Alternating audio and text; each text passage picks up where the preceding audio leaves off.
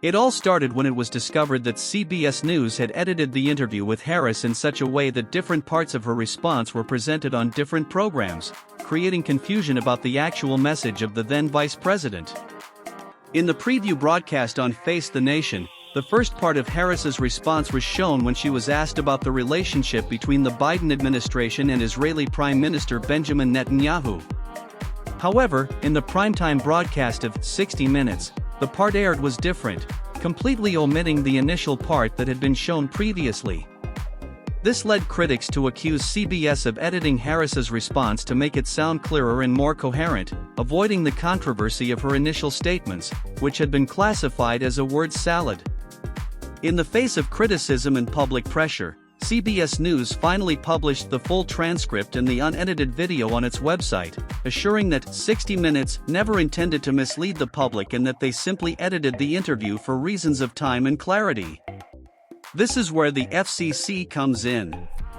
The Commission has opened an investigation under the news distortion policy, a rule that prevents networks from altering answers to make it seem like someone said something different than what they actually said.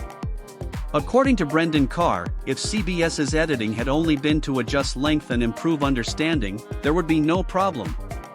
However, the omission of key parts of Harris's response and the way they were used in different programs have raised questions about the network's intentions.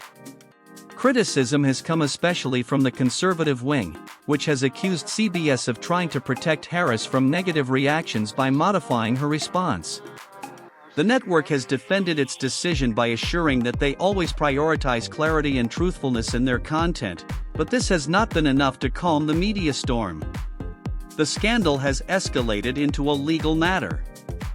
Former President Donald Trump filed a $10 billion lawsuit against CBS News in October, accusing the network of election interference. According to Trump's lawyers, the editing of Harris's interview was an intentional act to favor the Democratic Party at a key moment in the election contest. The lawsuit alleges that CBS manipulated the interview with Harris to hide her lack of clarity in the answer and, in this way, avoid having her image affected in the presidential race. In addition, it is argued that the network used its platform to influence voter perception, which, according to Trump's lawyers, constitutes election interference. The controversy has also generated concerns within Paramount Global, CBS's parent company. The company is currently in negotiations to merge with Skydance Media, a multi-million-dollar deal that could be affected if Trump's lawsuit goes through.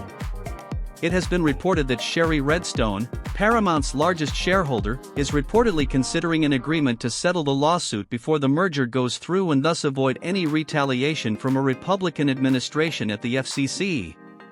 For now, the FCC has opened a public comment period to assess whether CBS News violated the news distortion policy.